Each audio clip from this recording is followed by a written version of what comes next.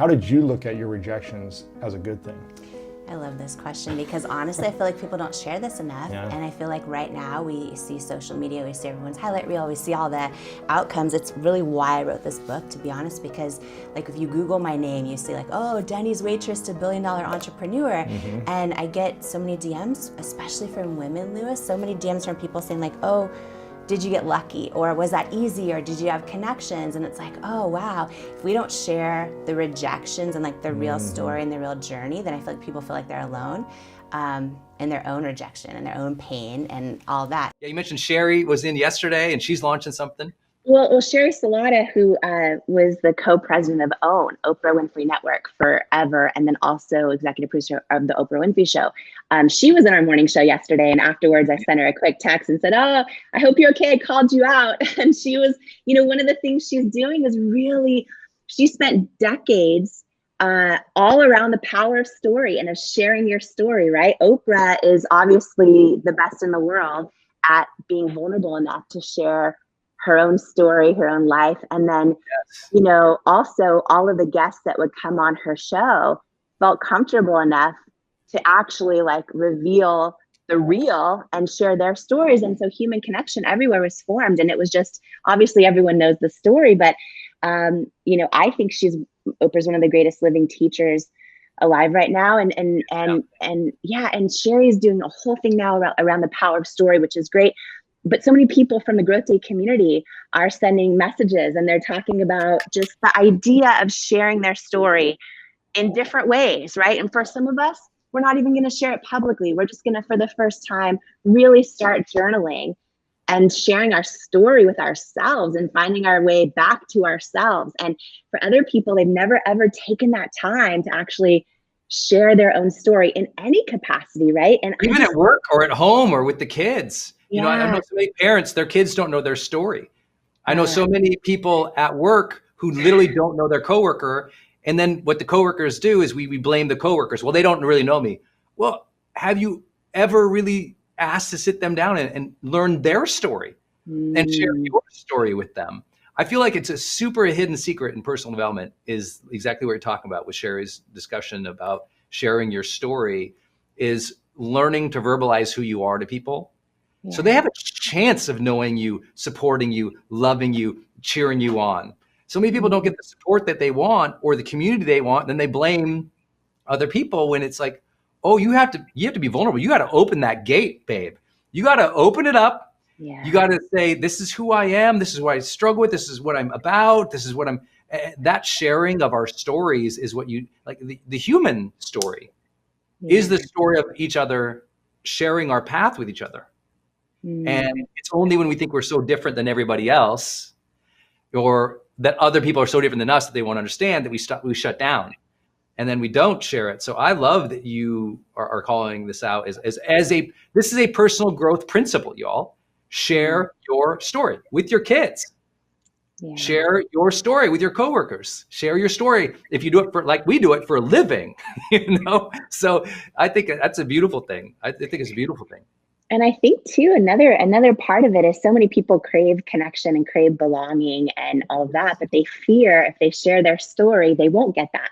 And so they kind of show up as one of the things I shared and was talking about a lot at Influencer, actually, at your event, was it's like when we're so tempted to show up as our representative.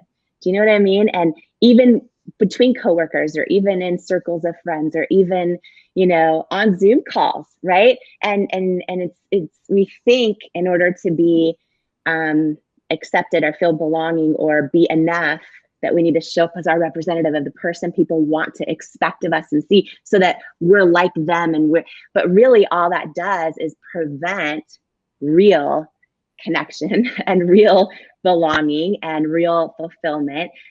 So, just from your own years and years of experience with this, what's your advice on for everyone out there who is like, oh, I've never shared my real story to my own family. Like I show up at Thanksgiving and we have turkey and we try not to talk about politics and all the things, but like, it's scary. It's vulnerable to actually start sharing your story or in coworkers or in circles of friends or in, you know what I mean? So what are your tips on that for people out there that they're not going to type about this because it's embarrassing, but maybe they don't know how to start sharing their own story inside their own family with themselves in private, right? Because sometimes we don't ever do the act. We don't ever take the time to actually go, what is my story? You know what I mean? And to really do that work, and then also with coworkers. Everything I always give advice for, and you all know I've been giving advice for a long time, and I give a lot of it. So forgive me. You're really good at it. Forgive me for it. But everything I always come back to is this idea to have reverence for life. And let me tell you how that manifests in your question of sharing your story. I have reverence for life. What that means is I believe I'm put here for a reason. I believe that I'm guided. I personally believe in God. I believe that I have been given my life's journey as a gift. The good times, the hard times, the tragedies, the brain injuries, the broken body, the difficulties I faced in my life in every area, from bankruptcy to making it to, emotional turmoil to all the things we all face as we're trying to live a good life. All that to me is a gift. I feel that life is a gift. I have reverence for life. And when you feel like you've been given a gift, when you can really take in that, the first thing that you want to do is share, right? When you've been given too much, who has been given, we always say it has a lot of responsibility. But the truth is, if you really have that generous receiving spirit, when you can receive the gift of something from someone else or from your creator, you want to share that gift. And so coming out of the holidays like we have, the way I think about it is my life, your life it's a gift. Your journey has been a gift. Share the gift with others. How do you share the gift of your journey in your life's, purpose, path, difficulties, vulnerabilities with other people? Story. You sit them down and you say, let me tell you this story. And you tell them about your elementary school or your childhood or your grandpa or your grandma or that teacher or that person who mentored you, or that time when you were down in the dumps, but you rose out anyway. That is sharing the gift. The gift is your life. And the way you share the gift of your life is only two ways: story, right? Communication, the ultimate human skill, right? Communication, or service, doing something for others. The only way to take a gift is to either speak that gift or give the gift. And so the way I tell people, like, sit down and if it starts with journaling, write, what are some of the stories of the gifts of my life? What are some of the blessings? And don't write like, I'm thankful for the kids. No, write scenes. I taught this to our beach gang, right? It's the power of visualization, of seeing scenes in your life. Instead of going, writing a list of things you're thankful for, journal, write out the story of the scene that you saw. So instead of saying, I'm thankful for my dad, I would think, okay, I'm thankful for my dad. What's a moment, a scene I can see in my memory of me and my dad that I'm thankful for that scene? That scene was given to me. Like the creator directed that scene for me. And I was like, oh, that time when I got to take my dad to the Vietnam Memorial Wall that was traveling. So a lot of people don't know this, but the Vietnam Memorial Wall travels around the country, goes to all the different states. And so there's the one in Washington, D.C., but they have a mobile one that's real life size, and they set up in cities. My dad did 3 tours in Vietnam. And so when I was in college one year, I came back in the summer, and he asked me to go to this thing, and I didn't know it was a big deal. I said, okay, whatever. So we go there, we drive, and as soon as we're there, you feel the weight, because if those who haven't seen it, on the Vietnam Memorial Wall, it's all the persons who passed away, their name, carved in limestone or in granite, depending on which one is traveling. And so I'm there. My dad ended up bringing one of his medals, and he put it there, and he was just walking back and forth. I could feel wow, this is a big moment. We go back to the car, and Dad's driving. I go around the car to get in, and I hear the keys jangling, and I kind of look up, and he looks funny. So I'm like, are you all right? And I walk back over, and his hands are shaking, and he can't get the key in the door. He's so emotional. And he kind of just falls in my arms, and I hug my dad, and I'm kind of holding him up. And this is my dad, my hero, my strength. He's a Marine. And first time as a man, I'm supporting my dad. Yeah. And I'm so thankful I got to experience that, because I drove home. And then we had a short conversation about it. And I went downstairs, I cried about it. And I was like, oh my gosh, my dad. And I'm so happy that I got to experience my dad when I was growing up, when I was a man. It makes me so thankful. And so I can write on a piece of paper one day, I'm grateful for my dad, or I can journal about that scene. And when you journal about the scenes in your life, you realize the scenes are stories. Like I just got to tell a story about my dad. My dad was a huge gift to me. He taught me, be yourself, do your best, be honest, treat people with respect, take care of your family, follow your dreams, be a good citizen. That's what my dad taught me. So I'm always telling stories of my dad to carry on his legacy. And your kids are going to tell stories about mom to carry on your legacy.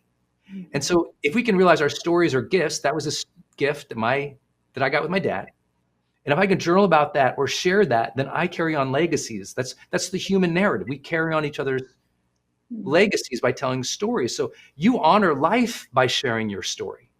You honor life by recognizing those stories like that mean something to you. So I'm just encouraging everyone, tap into the stories of your life. If you never sat down with a high performance journal or another journal to write down the beautiful scenes of your life and feel them, and then tell a friend about them. Hey, let me tell you about my dad, and just say it.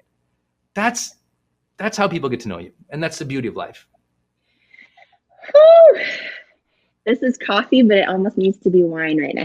Like, that was so powerful. This is, on Growth Day on the morning show, like our hope and prayer is to inspire all types of growth, right? And some days we're talking about business growth and tactical growth. But the power of everything you just said, and the power of this idea of every one of us growing and learning how to share our own stories, I believe that impacts every part of your life, including the business stuff, including everything, right? When we get better in touch with that authentic through line of who we are and start to share it, so powerful. That's it. So powerful. So I want to go back in time because, I've heard you on the stages that you speak around the world talk about how you started as a waitress in Denny's.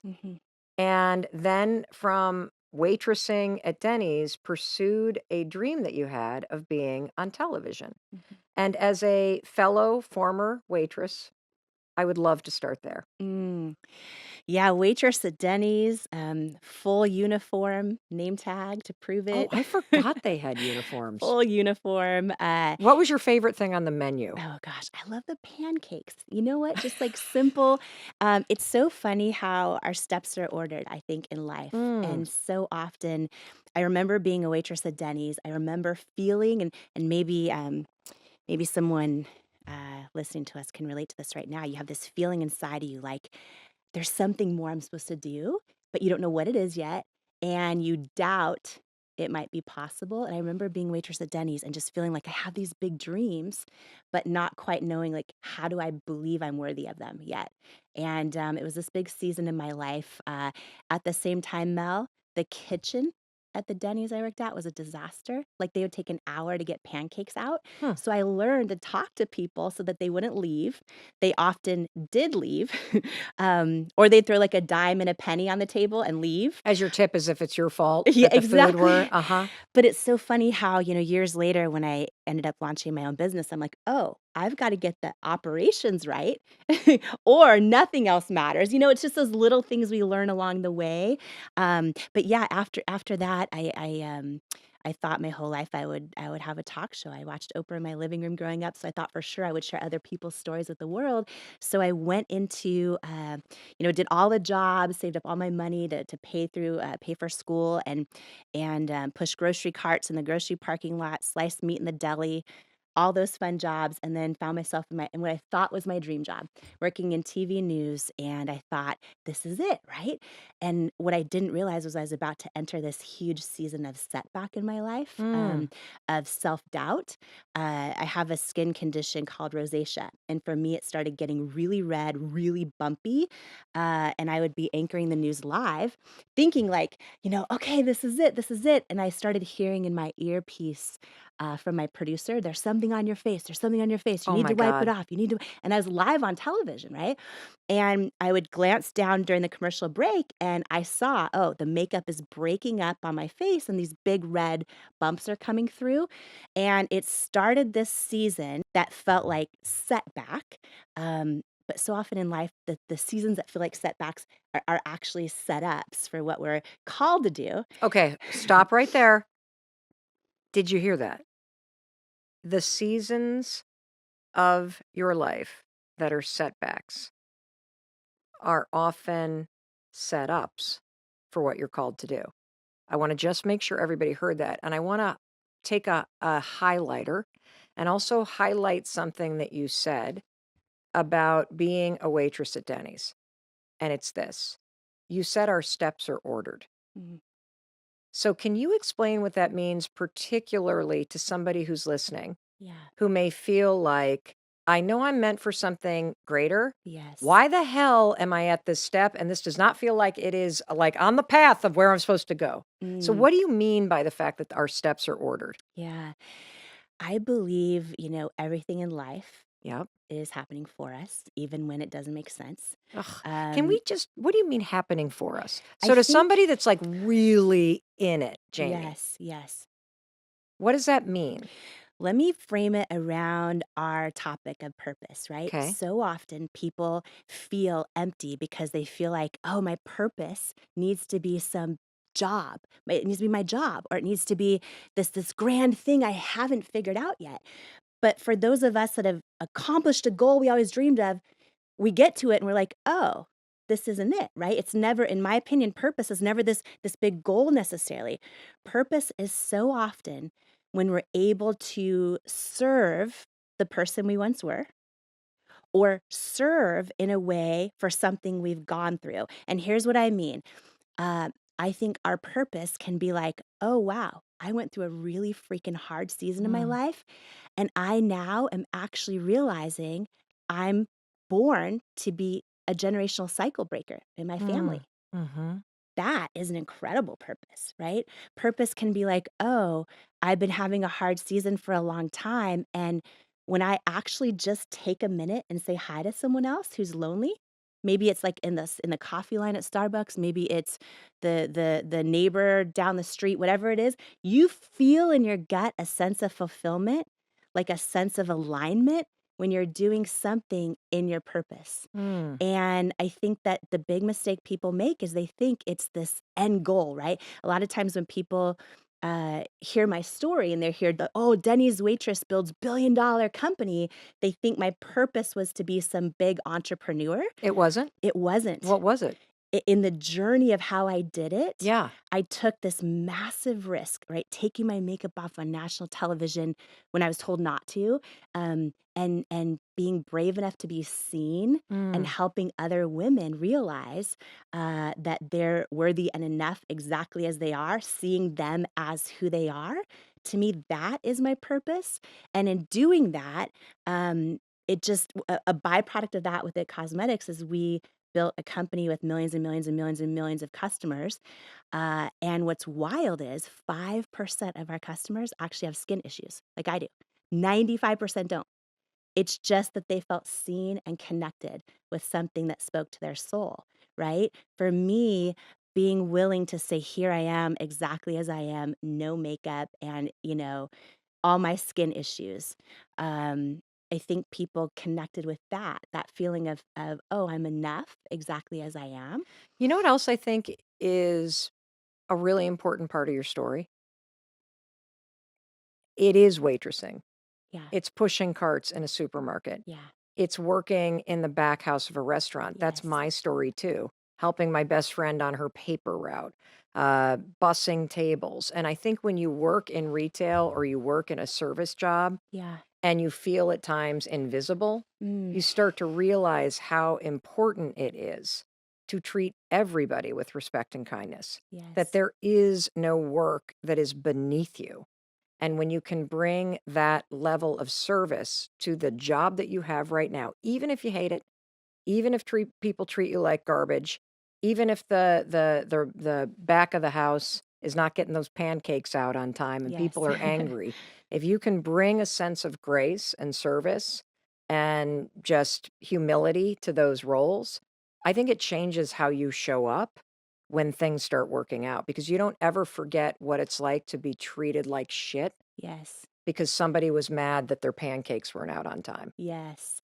Yes. And also, you and I have had this experience where we've truly gotten to see and be almost every type of person in every Yeah. type of environment. And so now it's like, whether it's me building a business or you building one of the top shows in the world, one of the top shows in the world, I feel part of that was like, oh, we understand who's listening and watching you right Yes. now. I Yes. understand who real people are who built, who bought my products. Yeah. And so when you mentioned steps are ordered, it's like, no matter where you are in your life right now, what you're going through, I believe every piece of it, whether it's, oh, someone just, cut me off in a parking lot and screamed at me, or, oh, whatever it might be you're going through, all of those things are happening for you, I believe, I love so that. that you're amassing this toolbox of understanding and getting strong enough and equipped enough for the purpose you step into. Amazing. So, Professor of Purpose, Jamie Kern Lima, right there. That's your takeaway number one.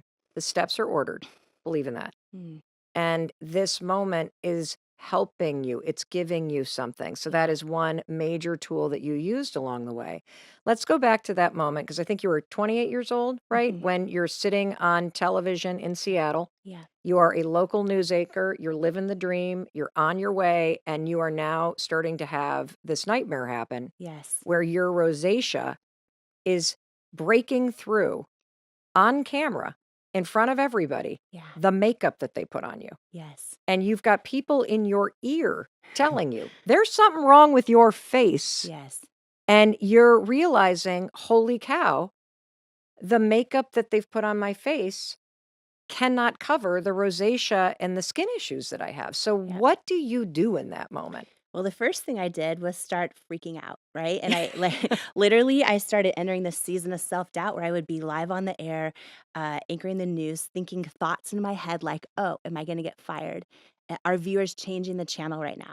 Like, am I costing the company ratings?" Right? So it was this Could you big. feel those moments when you could feel like the makeup not kind of like disappearing? Like, there were moments when I used to be a commentator for CNN, I was premenopausal, where I could feel the hot flash coming. Yeah. I didn't feel it until they said it in my ear and in my Oh. earpiece. And then what would start to happen was I would get so nervous and stressed out because I kept trying to cover it during commercial breaks. I could feel my heartbeat in my ears. So what I remember is like anchoring the news live, and sometimes you have to be happy, tell this happy story, or you're serious telling. And I just remember my heart beating in my ears, hoping people weren't changing the channel. Oh And my and God. it started this thing where I would spend what it's funny, I was anchoring the news, and people think when you're doing that, you must have all this money, but you really don't get paid much at all, and I No. took my little paycheck that I had and started spending it on, department store makeup, professional artistry makeup, drugstore makeup. I couldn't find anything that worked, and I had this idea one day, like, "Oh, if I can't find anything that works for me, there's probably a whole lot of other people out there that feel like makeup doesn't work for them." And it was sort of this idea where I was like, if I could Mm. figure out how to make something that worked for me, it helped a whole lot of people. And that was my knowing, or this gut feeling. But then my head, Mel, was like, oh, but you got no money, you got no connections, no one in the beauty industry, you're unqualified. So I sat in this place, right? And we're talking about purpose. I had this gut feeling like I was supposed to go for this thing, but then my head was like, oh, but here's all the reasons why you're not qualified to do it. Plus, you're in your dream job, right? And I sat between those two. And it wasn't until I had this big, big aha moment of why I needed to do it that pushed me over the edge. Okay, so what is the aha moment? Yes. So I realized one day, I'm like, this makes no sense. There are thousands of makeup companies out there. How does nothing work for me, right? Then I had this moment where I realized I've never seen a model with bright red, bumpy skin saying, selling makeup. Like you always see these photoshopped, airbrushed Yeah. models. And I realized, Mel, like, wow, my whole life, I've actually loved those beauty commercials and I love seeing the magazines and I always aspired to look like them. But deep down inside, they always made me feel like I wasn't enough. Mm. And I had this moment. I was literally on the news set when this happened where I was like, wait a minute. What if it's not just about launching a makeup product?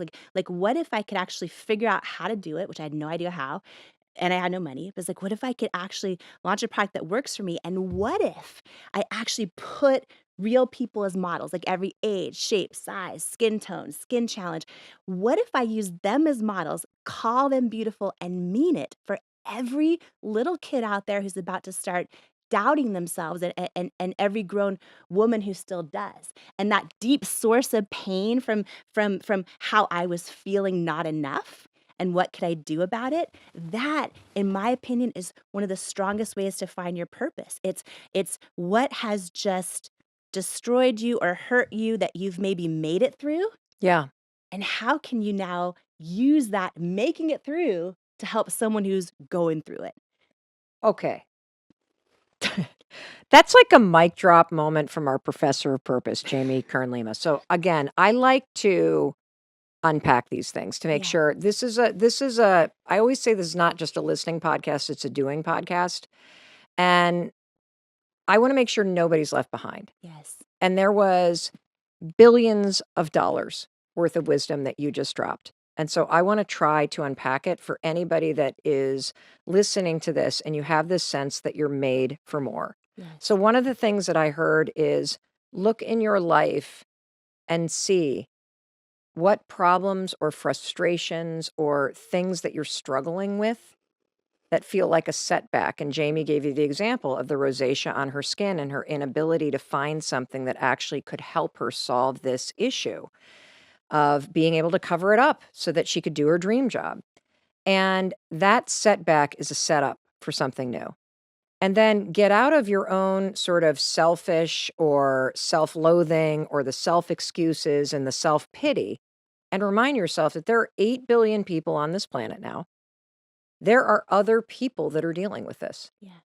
And that if you can figure out how to put your energy into making this better for yourself and you bring other people into the fold with you, you now have something that's worth working on because it helps you and it's going to help other people. How did you look at your rejections as a good thing?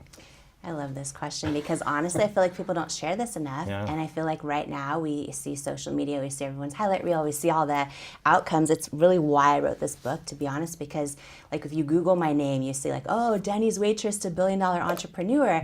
And I get so many DMs, especially from women, Lewis, so many DMs from people saying like, oh, did you get lucky? Or was that easy? Or did you have connections? And it's like, oh, wow. If we don't share the rejections and like the real story and the real journey, then I feel like people feel like they're alone in their own rejection and their own pain and all that. So yeah, it was, my journey has been filled with hundreds of no's, tons of rejection. And I feel like figuring out how to not take it personal has been huge on the business side of things. It's always hurt, to be honest. It's always hurt. But also, I believe, and no matter if someone believes in God or the universe or whatever, when I look back at everything I've gone through, especially this last 10-year window, there's a famous saying, rejection's God's protection. You could say rejections is the universe's protection, right? Whatever applies to each person listening, but like, I believe it. And it's, I mean. So that person shouldn't have said yes to you. It wouldn't have been the right fit for Wouldn't you. have been the right fit. I mean. Or the right timing or whatever. And what's hard, and here's the hardest thing, is so many people actually like never step out of their comfort zone because they're so afraid of rejection, because it freaking hurts. It sucks when it happens, right? And sometimes it doesn't make sense and it doesn't feel fair. And I remember, one rejection out of hundreds in my journey, because I thought I was going to be a news anchor and a talk show host my whole career. I love other Yes, people's stories. yes. Like I just want to interview you right now. It's like since the time I was a little girl, it's all I wanted to do. And I was working in my dream job as a news anchor, and I started getting this skin condition called rosacea, which is bright red, and there's like bumps and all kinds of stuff.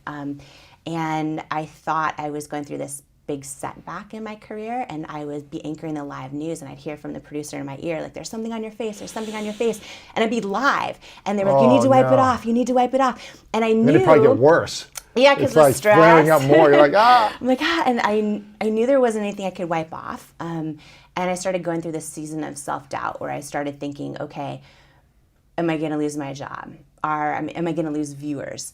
Is my boyfriend still going to think I'm cute? Like all those thoughts that we tell ourselves. And I started thinking I was in this like big setback, but what it was really was a setup for what I was supposed to do. Right. And I think so often our setbacks are setups. It's just hard to see it at the time. And I started, trying every makeup out there, from the most expensive to the least to everything. I couldn't find anything that works. And I made this decision to literally leave my dream job. Like, I think sometimes knowing when to let go of a dream is as important as knowing when to go after one. And I feel like so many people are always like, just don't give up, just don't quit. But I actually think that doesn't always apply. I think that like the victory is knowing when to hear yourself and trust yourself and let go of a dream or step into one. But what I didn't know is stepping into that dream would be faced with 3 years of constant rejection. So from the moment I quit my job and my husband and I wrote our business plan on our honeymoon flight to South Africa, got back, like dove all in, put everything we had into a product. And once we finally had a product that worked for me, I just thought like, oh, it's gonna sell. It's just gonna do well, right? And it was literally 3 years of every single beauty retailer, like all the ones I loved and the ones I thought, oh my gosh, like I put them on a pedestal and I thought, oh, they're gonna love this because it works, and so I would send it to Sephora and Ulta and QVC, all the places, and they all said, like every one of them said no. For 3 years. For 3 years. We got down to under $1,000 in our bank account, which was our company and personal combined. Literally, it was no after no. And I mean, one no that stands out, just to share this, because anyone listening, part of your greatness community, like dealing with rejection, dealing with setbacks, dealing with, it's hard when you check in with your gut. You feel like you're supposed to be going after this dream or creating something or launching the podcast or creating the product or whatever. It's hard when you feel like it's the right thing, but then there's no proof of success around you. No one's buying into it. No one's buying into it. And then your own self-doubt starts taking over, right? And when you have experts telling you they don't believe in what you're doing, that's hard. And I remember one moment in particular when we got interest from a private equity firm. And I was so excited because we had so many no's. And I thought, okay, if they invest in us, and this was a big private equity firm, they invest in a lot of like consumer product companies that we see at the grocery store, like household names, right? And they invest in a lot of them pre-revenue, and then they become big companies. And I'm like, oh, if they invest in us, A, I won't go bankrupt. B, maybe they can use their leverage to get us into these stores that are telling us no, they don't want our product. And so we started the meeting process with the investors and went through the diligence phase and presented our product pipeline and showed our budgets. And I'll never forget the final meeting. And my husband, Paulo, who he was there. And then the head investor was like 3 feet from me. And I thought it was going to be a yes. Like I was so excited. And he literally was like, thank you. We're really, we want to congratulate you on your product. We think that it's awesome. We want to wish you the best, but it's a no. We're going to pass on investing in IT Cosmetics. And I was like, okay, can you tell me why, right? Because feedback's usually a gift, not always. And I was like, can you tell me why? And he looked at me, and he's literally 3 feet from me, and he says, do you really want me to be honest with you? I said, yes, please. And he says, I just don't think women will buy makeup from someone who looks like you with your body and your weight, right? And so this was a moment when you said that, I don't think women will buy makeup from someone who looks like you with your body and your weight. It was this moment where I was like looking at him, right? And it was almost like watching his lips move in slow motion. And I remember two big things from this. I remember like my whole body flooded with like a lifetime of body doubt and self-doubt. And God doubt, you say? Yeah, God, everything. But it felt like I was staring my fear like straight in the eye. It was almost like it wasn't even about him in this moment. And I knew like, that two things. I remember that, and I remember this moment in my gut that told me, even though I was in pain at the time and it hurt, and this was like a big rejection, I also felt this really strong moment of feeling like he's wrong, like a knowing, like a deep knowing. But I also knew that like if I was ever going to prove that, I would also have to truly believe it. You know what I mean? And it was tough. I went to my car and cried, and didn't know what we were going to do. But one thing that, and I did a lot of things wrong in my journey, and I share those in the book, but one thing that I did right was like through all the rejections, I actually never took them personal. And with Really? him, I felt no anger toward him. And I had this big moment. So two big things happened. And then I want to tell you the full circle. The whole rejection's God's protection and rejection's the universe's protection. I have to tell you like what happened. This is for anyone listening going through a setback or rejection right now, because I have hundreds of stories like this. Now, after building this company and hiring over 1,000 employees and all the stuff that we've done on the way. Okay, so two things. One is when I was creating this company, right? And you hear about a lot of, you've had people on your show talking about finding your why and finding your mission and all that kind of thing. And everyone knows about that, or a lot of people have read about it. And I think knowing your why is important for any goal or any dream. But two things happened. When I created the brand and I was like, why can't I find any product that works? Like, I don't understand this. This is when I was working as a news anchor. I had this moment where I realized, oh my gosh, my whole life, even when I was a little girl growing up, all I ever saw was TV ads or magazine ads. I loved them. Like, I loved them, and I always saw the models, and I always like aspired to look that way. But they all always had flawless skin. I never saw anybody that had rosacea or any type of challenges. And I realized two things, that I always had aspired to look like them, but they also always made me feel not enough, because You could never look like them. Yeah, what was called beautiful, I didn't see myself in, right? And so I had this whole idea, which is part of why all the retailers were saying no in the early years. I had this idea to not just create products that work, but let me show models, all different people, every age, skin tone, skin challenge, gender identity, skin problems, size. Like, let me just show real people and prove this product works. Like, let me go on QVC and prove it live. Let me show my own rosacea. And I just thought, if people can see people that look like them, this just makes sense to me. But all the experts said it didn't. So back to me standing there with this investor saying, I don't think people will buy makeup from someone who looks like you with your body and your weight. After I went in my car and cried, rejection always still hurts. I also just remember feeling like, wow, he's passing on investing in my business. He's making a business decision because of exactly why I'm starting this company. Like, he's just as much, I don't want to call it a victim, but just as much impacted by the definition of beauty that's out there. And he's literally passing on investing in my company because of it. And so it drove my deep why for like why I was building this company. And I took that rejection as fuel for like, oh, this has got to change, right? And for me, it was like, let me build a company where we show all types of beauty, where it wasn't even just about selling product. It wasn't about solving my own problems. And even though I want to help millions of women and all that, the real why was like, can I shift culture and beauty for every little girl out there who's about to start doubting herself, and every grown person who still does. And so like that drive fueled it. And not being afraid of rejection is so huge. And it's really huge for women because it prevents a lot of people from even trying. And it hurts. It always sucks. It never feels fun. But I got rejected so many times on this journey, and to finish this thought about how rejection is God's protection. So the day this dude tells me this, right?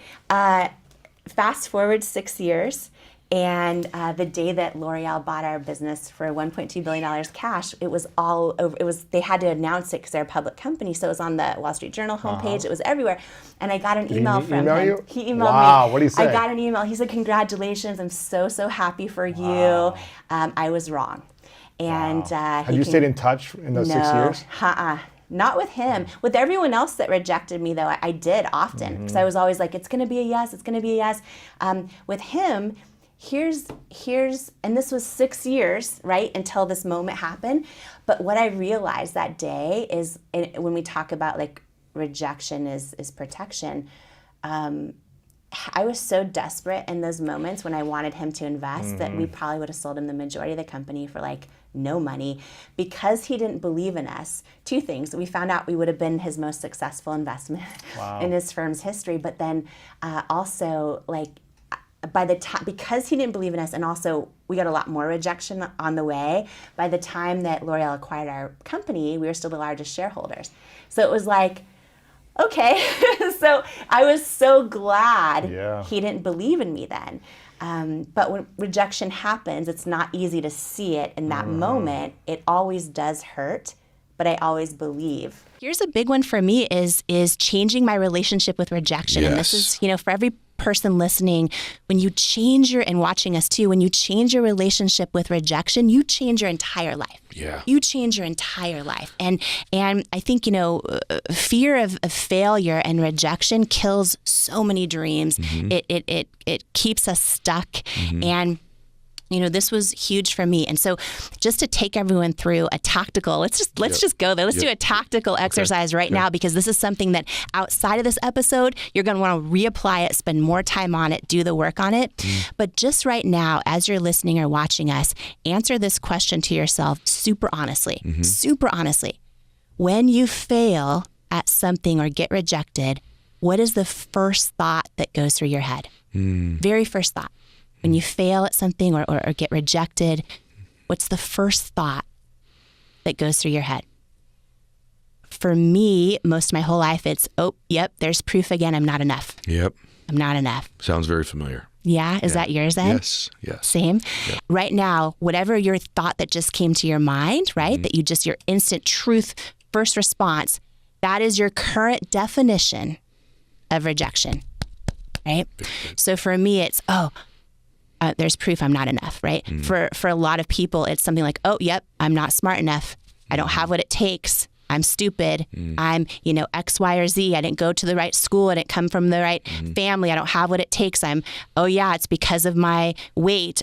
Whatever it might be, right? We all have this definition of rejection. And I want you to just take note of yours right now, because this is really powerful. Don't skip over this. This one thing will change your life. If you take note of what is your current definition of rejection, for me, it's I'm not enough, right? And can I tell you what mine's more specifically? Yeah. Just a little bit more refined? Yeah. Because I want to meet you in the middle on it. I think mine is like, I don't belong here. Yes. So it's slightly different, but like, I don't belong here. I don't know. I think there's probably some things where when I was a kid, my dad was like, we don't belong. But if I get into an environment, I don't belong here. If it's a big stage to speak on, or a room that I'm in, or people that are smarter than me, I don't belong here. I feel like I just physically, literally don't belong. Or even different things I've achieved, or levels, or like the first time I even walked into a country club I wanted to join. I don't belong here. They don't know the real me. Like, I don't belong here. And so I just want to give the phraseology from me. Maybe could be male, female. It could be just person to person that's different. Yes. Keep going. I interrupted you, but I just wanted to add that. No, that's so good. I think that sheds a lot of light too because get granular with, for everyone joining us with it right now, just get granular on what that is for you, and by the way, I have another thing. I hope we have time. I want to dive deep on what you just said. I'm going to dive deep in that in a minute with a whole other tactic. Okay, good. But I don't belong here. That's huge, right? I don't belong here.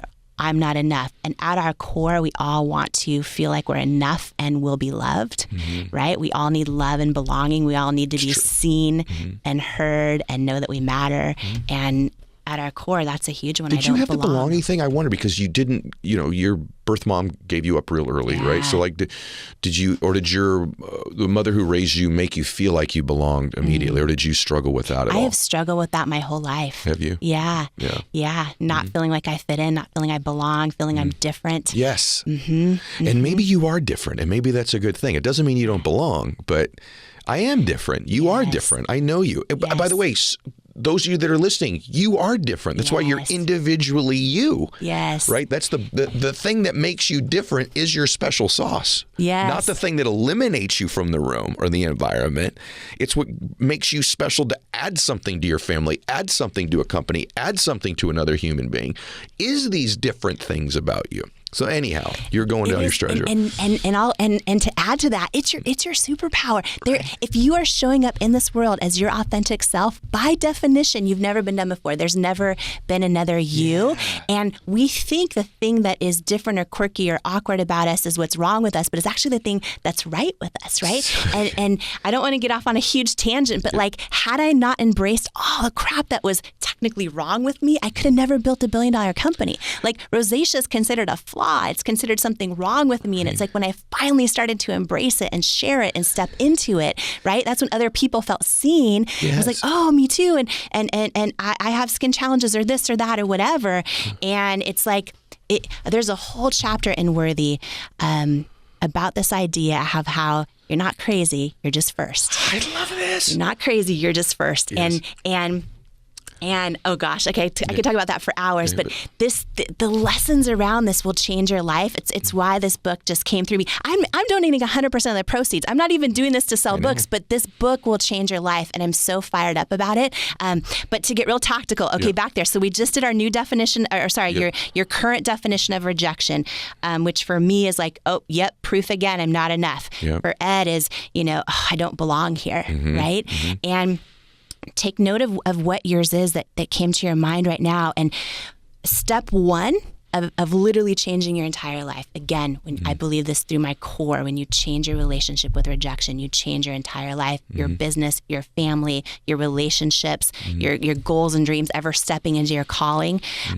So I want you to come up with a new definition of rejection that you are going to believe is true and remind yourself of every time it happens. And I'm going to give you a couple examples of this. So, for example, when I went through years of hundreds and hundreds of no's and rejections building It Cosmetics, and I would sit there, Ed, and I would Google all of my greatest heroes or people I thought I had so much respect for. And as I would read their stories, I'm like, oh, they've all gone through tons of rejections in their life, right? Every single one of them, right? And I came to this realization that the people who succeed the most are also the people who fail the most, because they're the people who try the most and keep going. And so I started telling myself this new definition of rejection, which is, ooh, it's a victory. It means I'm one of the brave ones willing to go for it. Yes. And I started telling myself that every time I'd call a new retailer on the phone and they're like, oh, no, you're not the right fit for us or this or that or whatever.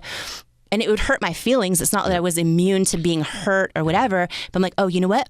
I'm one of the brave ones willing to go for it, which means eventually I'm going to succeed. And I started seeing rejection in this weird way as a positive thing. Another definition that I use a lot is rejection is God's protection. Yes. Right? And I use this one a lot, and there are more in my own life, in my own head, right? This is something I tell myself over and over. There's more stories than I can count where I'm like, and by the way, one example is It Cosmetics. I mean, there was one investor midway through the journey that said, he passed on investing. And I thought we were down to almost bankrupt, right? We had under $1,000 in our account, which was the company and our personal, which meant we had a few weeks left before we went bankrupt, and everything was on the line. And I had this big meeting with a potential investor, and you know the story, Ed, but it's so unbelievable. At the end, he passed on investing, and I really was thinking he was going to be like my saving grace. And he said that he didn't think women would buy makeup from someone who looked like me with my body and my weight, and it was a whole thing. And wait a second, hang on. Did you all just hear what she said? Okay, I want you to imagine you struggle with worthiness issues. You've been building this company forever. I just want to make sure, because I think what you're about to tell them, the belief system that you took from it, could change the world. So the first thing is, I want to go back. Yeah. Okay. You're not crazy. You're just first. I want everyone to just digest that. I want you to hear what this woman said. Who knows about this stuff? You are not crazy to be pursuing your dream. Yeah. You're just first. Yep. And you're probably first in your family, which is why they're the ones who think you're the craziest. You need to accept this. Yeah. Okay? There's a profound... Jamie has this ability to say profound, deep things over and over again, hundreds of them, and she doesn't know. You are not crazy. You're just first. And your family's probably not going to get it. And even in your own company, maybe they're not going to get it. And so that's okay. The second thing is, this woman's struggling with worthiness all of her life. She's getting rejected like crazy, up and down. She's also struggled. One of her worthiness issues is she had rosacea. She struggled with body issues all of her life, if we're going to get really real with Jamie. Okay. Yeah. She's had body issues. So imagine your biggest insecurity is probably that. It's physical. Okay. She's this gorgeous, beautiful woman, but she doesn't know it. And so her number one insecurity is probably her body issue, at least operating out in the real world. She goes into this meeting needing it. She's down to $1,000. He not only rejects her, he says to you, I'll let you say it again. Yeah. He tells her the very reason I'm rejecting you is the very thing you think about yourself the most deeply. I want you to imagine this. So go ahead. Yes. And we had gone through meeting after meeting. We went through the diligence phase. We were so close with this potential investor who was the head of a private equity company. And in the final meeting, it was in person. So he's about 3 feet from me. Paula, my husband, was on the other side. And he says, congratulations. You should be so proud of this product and what you've built, but it's a no. We're going to pass on investing. And when I said, can you tell me why? Yeah. It's usually feedback's a gift. And he got very quiet. And he says, you want me to be really honest with you? And I said, yes, please. And he said, I just don't think women will buy makeup from someone who looks like you with your body and your weight. And 2 things though, Ed, okay, because rejections and the pain that they cause can take us out. They can take us down. They can take us out. We can keep replaying them over and over and over in our heads. And by this point, I had so many rejections. This was just one that I thought was going to be my saving grace, that had he said yes. And I remember after I cried in my car, I remember telling myself rejection is God's protection. And I don't know how this is going to be God's protection. I don't see it now. It doesn't make sense to me now. I needed it to be a yes now, but I'm going to choose to believe that, because if I don't believe that, it's going to take me down. I'm not going to get back up and keep going and embracing more rejection and more rejection and more rejection and more rejection, right? And here's what ended up happening. I didn't hear from that guy for 6 years. The day that L'Oreal bought my company for $1.2 billion cash, because they are a public company, it was all over the press, right? Homepage of the Wall Street Journal, everywhere. That was the first time I heard from that potential. Yeah, in 6 years, he said, congratulations on the L'Oreal deal. I was wrong. Gosh. And what I wanted to say to him, Ed, was, did you ever see Pretty Woman? Yes, the character's Edward. Of course I saw Pretty Woman. I love that movie. So when they wouldn't help her in the store, and then she goes back later, what I wanted to say to him was, big mistake. Huge. I can give you 1.2 billion reasons why it was a huge mistake, but I kept it classy. I didn't say that. But here's my point in this. Had he invested, it would have been the most successful investment in his firm's history. But guess what? I was so desperate at the time, Ed. We probably would have given the majority of the company for almost no money, right? Because he didn't believe in me. When we sold to L'Oreal, I was the largest shareholder. So it's like, rejection is God's protection, and sometimes we don't see it when it happens. And so that's one. Can we say something on that too? Yeah. Okay. So because her and I talk about these things all of the time. First of all, it's one of the most unbelievable stories ever, and I've heard it many times. A few weeks ago, I went to watch Jamie speak. I'm in the front row. Obviously, I'm rooting for my friend. But I got emotional again. I started crying again. And actually right now, if I'm not careful, I will, because I'm picturing this woman who all of her life has struggled with worthiness. And then to have someone hit you right where he's hit. But rejection is God's protection is one of the fundamental beliefs I've never heard said before, that if you adapt and adopt that belief in your life, it will change your life. Here's how much your relationship with rejection matters. My children both, you get that stage, Max and Bella. Both of them are, hey, they're in college, you're getting ready for their careers. And Max's son said, maybe I'll follow in your footsteps, Dad, get into sales in the beginning. And I said, Max, the whole key, if you're going to go into business for yourself, is your ability to deal with rejection. It's the number one thing. Can you deal with rejection? And what's the story you tell yourself? Because it's not the stories of our life, the events of our life that define it. It's the meaning we attach to it. Our friend Earl McManus had a great post I saw today, by the way, Jamie, where he said, emotions only store in our body when they're attached to a story. So if there's no story, you've had a lot of emotions in your life that don't stick because you didn't attach a story to it. But when you attach a story to it, so that story you tell yourself. So you take it a step further. This is an all-time moment on podcast she's about to give you, just so you know, guys, okay? So not only is rejection God's protection, but what else did you eventually uncover that you realized about what God was doing on your behalf in that rejection in terms of hiding something from Him? You guys, listen. Your life's about to change in this next 1 minute right here, because if you can adapt this true belief system, it's not only a belief, it's a truth about your life. Your life's about to be very different, including mine the first time I heard it. So go for it. Yeah. If you're someone that, you are holding on to pain from a past relationship, a past failure, mistakes that you've made, someone who did you wrong, the job you didn't get, the thing that's not going your way, whatever it might be, the partner that screwed you over, whatever it is, right? This definition of rejection is probably the most common one I apply to my life right now, almost every single day, Ed, because sometimes, you know what? A friend doesn't invite you to coffee or include you in a group, and it hurts your feelings, right? Whatever it might be.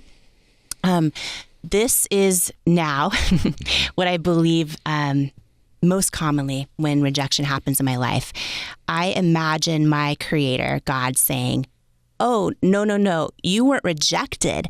I hid your value from them because they're not assigned to your destiny. And I believe that, right? When things don't go my way right now, when someone, doesn't give me the thing or want me there or include me in the room, whatever it might be, or doesn't get me for some reason. Have you ever tried to make someone you want to connect with them so bad, you want them to like you and they just don't? Whatever it might be, I believe this through my core, and it has changed my life, that I always now hear God saying to me, oh, no, you're not rejected. You weren't rejected. I hid your value from them because they're not assigned to your destiny. It's one of the all-time greatest things I've ever heard. And I wish every human being could hear it. And I hope you'd share this, everybody, this episode. Yeah. I want my daughter to know that. I want my daughter to know it so badly that when you walk in a room and a boy doesn't notice you like you'd like them to, or you don't get invited to something, or you get rejected in a sale down the road in your life, or if you're in a relationship and somebody leaves you, God had started to hide your value from them. Yes. And I'm telling you at 52, and Jamie can tell you as a much younger woman than I am, but having a lot of success in her life, it is so profoundly true that that's what God's doing. He is protecting you in that moment by either hiding your value or taking the perception of your value away when they once did. And sometimes in life, to get you out of a relationship or out of a company or out of a job you have and you've been fired. Yes. You've been fired. Yes. Maybe they used to value and now they don't. And God's removed that value from them to protect you. Yes. It's so beautifully true. I didn't mean to interrupt you, but I just want to say it. It's so true. Yeah. And I love what you said earlier. Share this episode with anyone who needs to hear this. I've never heard anyone put it together like that. And such a through line. And I think that it's so true. And I just want to call out one thing that you said too.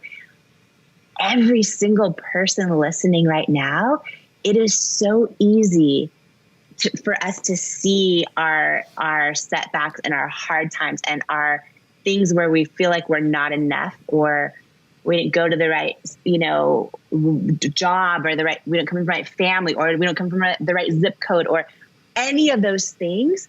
It's so easy, to think that, okay, so here's what I'm destined to do. And again, it's wild, the power of, because I believe everyone has a calling.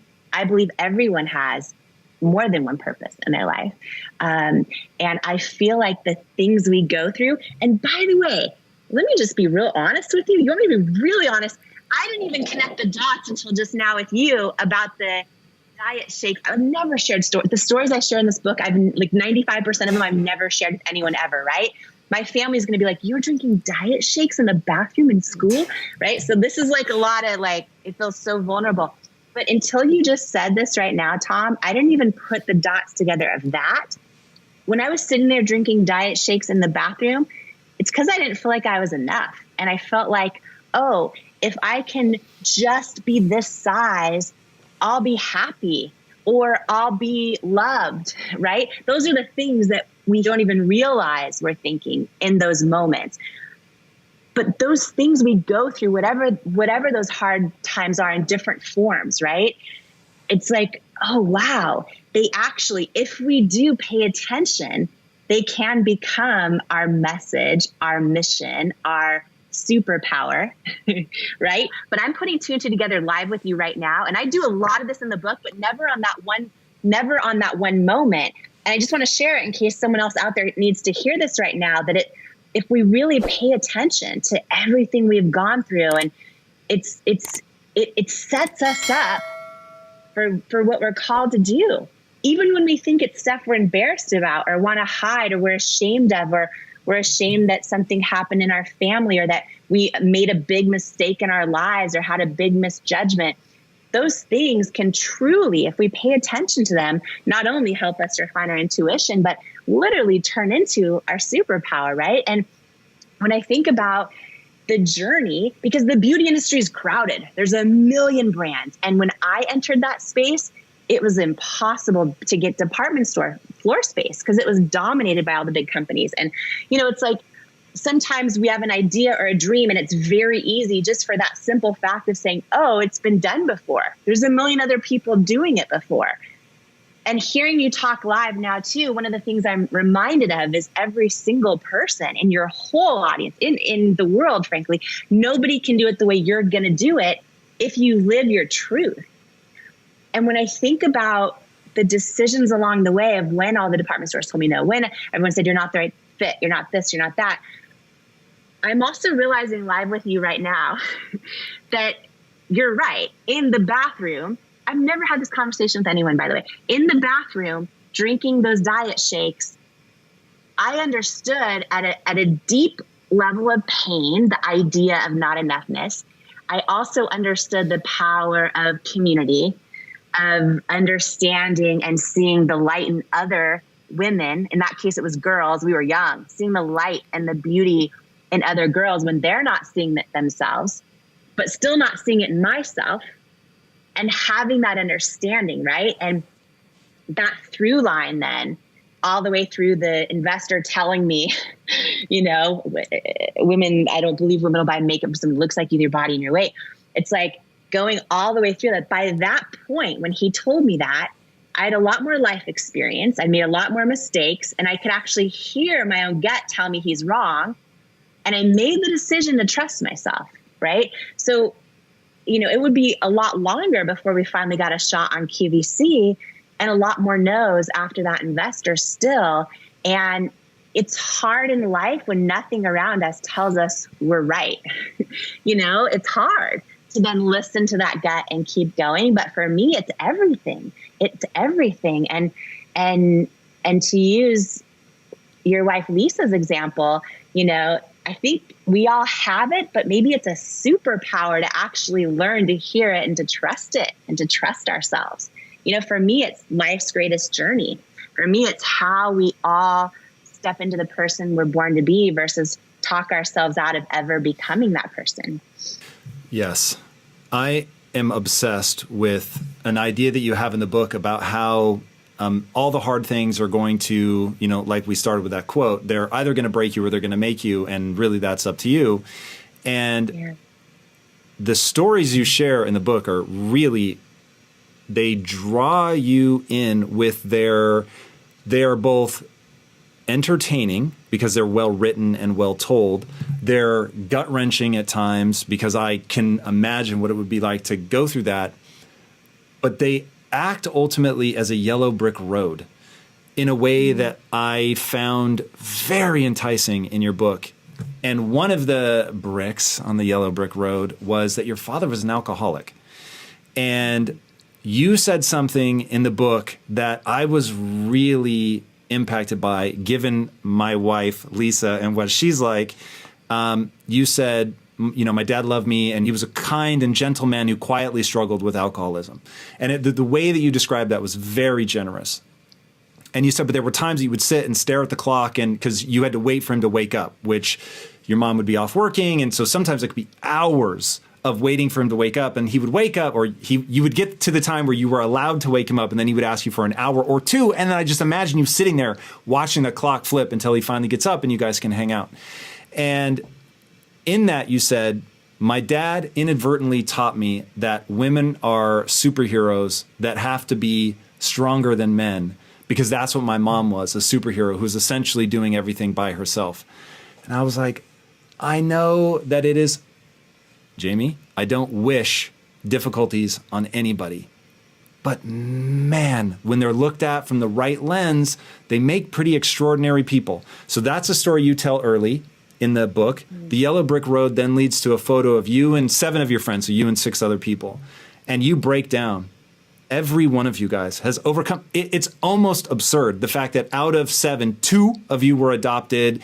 There's breast cancer. There's learning difficulty. I mean, it was crazy. And yet, each and every one of them is absurdly successful. How do people harness difficulties like that to become something powerful instead of, leaning into the victim side, which anybody would understand, people pulling the victim card from that? But how do you pull something else? The very first and most important thing on how is you have to want to. And I think that every human being can easily go into victim mentality on a lot of things that have happened in all of our lives, right? And it's a mentality that actually can, I think, reward you in a lot of ways, and also become a justification too for staying inside your comfort zone when it comes to things like going after your dreams. And it makes sense for a lot of people, right? And again, I think there's a time. I mean, I'm not going to speak to people that, I'm not going to speak to a lot of the really hard things that require a lifetime of work to figure out. What I will say is therapy is the best thing I've ever done in really understanding this. And I actually talk about that. Does it allow you to recontextualize? Is that the idea? Yeah, and to understand it at a deep level. And by the way, your show, like this conversation, to me, these are the things that are so important that we invest in ourselves and do, right? Because I don't want to stay in a place where it could be easy to stay at in my life.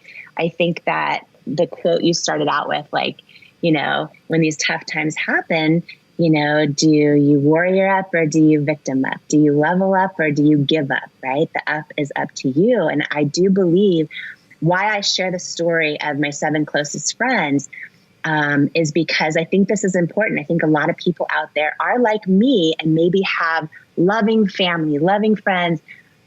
But if you were to turn the volume up on all of them and they were to be your only inner circle, it'd be really easy for self-doubt to take over. It'd be really easy to dim your own light. And I talk about my journey of how I chose my circle around me.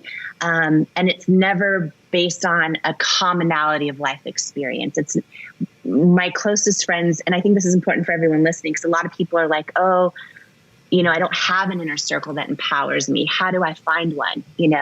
I would say impact theory and Impact Your University. That alone can be a part of your inner circle. That's a voice and conversations and information that you want to turn the volume up on. And I talk about this because I think this is universal for everyone and so important to do this. A lot of times people build their circle of friends based on who they went to school with or things they have in common and all the stuff, right? Maybe it's a group of people from work because you're around them all the time, whatever it is. And I think that that's not always the right thing. I think who your circle is so important. And for me, I go deep on this in the book and talk about each one of their stories because I want to drive the point home that who you do surround yourself with, and when you judge them by their heart and how they pour into you and champion you and don't tell you this crap you just because you want to hear it. They tell you the real truth, which is so important. They don't get jealous when you're flying high. They want you to fly higher. I talk about this commonality of traits, and yet my closest group of friends have literally almost nothing in common. Their backgrounds are so different. They have different faiths and no faith. One of them was homeless all growing up, then lived in the projects, and then figured out how to build her own circle and become an entrepreneur. And she figured out how to turn down the volume of negativity and lack of dreaming of all the people around her, for the most part, that she was raised in. And how did she turn that volume up on her own, like, inner light? And I share this common thread, really just to inspire a mindset shift sometimes of, oh, you know what? My circle of friends, each person listening right now, my circle of friends, they don't need to think like I do, or pray like I do, or love like I do, or anything else. But like, if I surround myself with people that are truly telling the truth, loving me authentically, and uplifting and dreaming big with me, and calling me out on the BS when I start to like talk myself out of my own truth, right? Which we all do. It's a lifelong journey. Talk about the power of finding people like that and surrounding yourself with them. And I think they can be people in real life. And I also think that they can be people that you let pour into you who maybe you've never even met, like your show for people. You know what I mean? I think that that's really powerful. Who we let speak into our lives and who we turn the volume down on, but still love anyway, is so important. Because one of our biggest mistakes is turning the volume up on the people just because we love them and they're our family. And then all of a sudden, that's all the noise we hear, and it impacts our whole life. Talk to me about the ability to turn the volume up and down. That was one of the things I found really extraordinary in your book. Like, if I were going to do like a spoof of your book, it would go something like this. Somebody was really fucking mean. I cried like a motherfucker. And then I walked in the next room like a warrior. Like, it's that over and over and over. I love that. Like, every time. Well, I mean, you actually have a whole chapter in the book about swinging your big balls, which we should definitely talk about. But first, give me the idea. How do you turn the volume down? When you said that earlier about the guy who said, look, people aren't going to buy makeup from somebody that looks like you. How do we grab the volume knob on something that gnarly? Yeah. I mean, it is such a disciplined practice. It's such a skill. It's hard.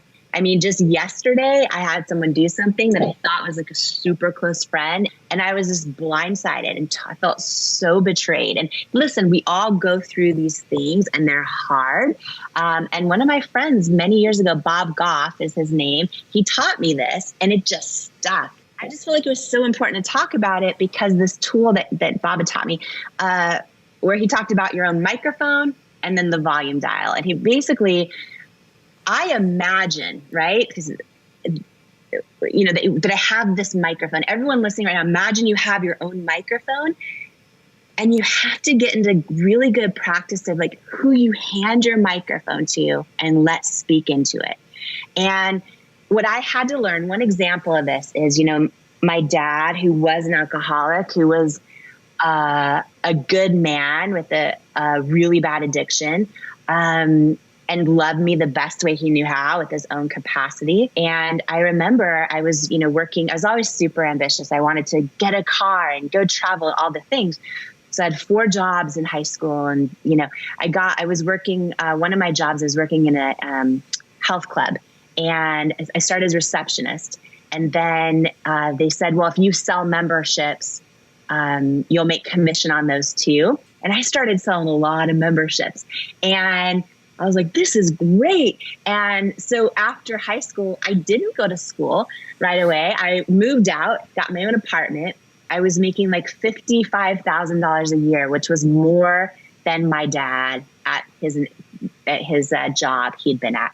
And I'll never forget when I made this decision I was going to go to school. I was like, okay, because I just wanted to get out, meet other people and like figure stuff out. And I remember when I told him I'm going to quit my job and I'm going to go to school.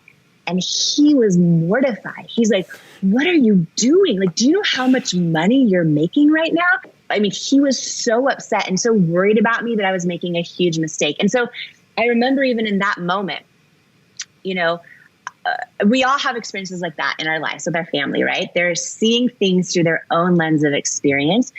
But whether it's a story like that, or it's just a friend that you love hanging out with and you go to the gym with only, but anytime you share a hope and dream, all of a sudden you feel them lower your vibration. Like you feel it, right? Because they don't get it, or they don't like it, or they, whatever it is. Bob Goff taught me this, that basically you learn, oh, I'm going to take back my microphone from them on those topics, right? I'm going to talk to them about my workout today, or in my dad's case, you know, what's happening on the news or whatever. But I started learning with my own big hopes and dreams. I don't give other people my microphone who are then just going to literally lower my vibration because of their own lens of limitation. And it's the skill you develop. And when you imagine holding your own microphone, listen, we all, you know, if you are blessed to have a family or friends that you love, it's not like, you know, you want to just X them out of your life because they don't understand your hopes and dreams. But learning to just not share them all with them, hold your own microphone, talk to them about other things like what's on The Bachelor, or like what's going on with whatever, right? And love them, but put those boundaries in place. And then the other thing is the volume dial, and that's big. And, you know, people have said things to us that have hurt us, probably universally. There's probably not a single person out there that hasn't had someone say something to them that hurts them deeply. And it is human nature to relive it over and over and over and over in our own head, to the point where we carve a groove and it's like it starts to stick and take root. And I think it is so important mentally for me. Like every time that dude who said no one will buy makeup from you, and there were so many other rejections that I talk about in the book. You know, when I went to Sephora and felt like I didn't belong and I didn't fit in and all those things, you know, a lot of times the most hurtful words we hear are the ones we say to ourselves and the ones we make up, and telling ourselves we're not enough and all that kind of stuff. And I have to be mindful and intentional and literally imagine myself when those thoughts come up, stopping them, turning down the volume, and then turning up the volume on something else until I believe it. Ladies and gentlemen, rock this house and welcome to the stage, Jamie Kern Lima! Jamie Kern Lima! Every single one of us has had someone tell us we're not enough. Every single one of us has had someone say words to us that hurt.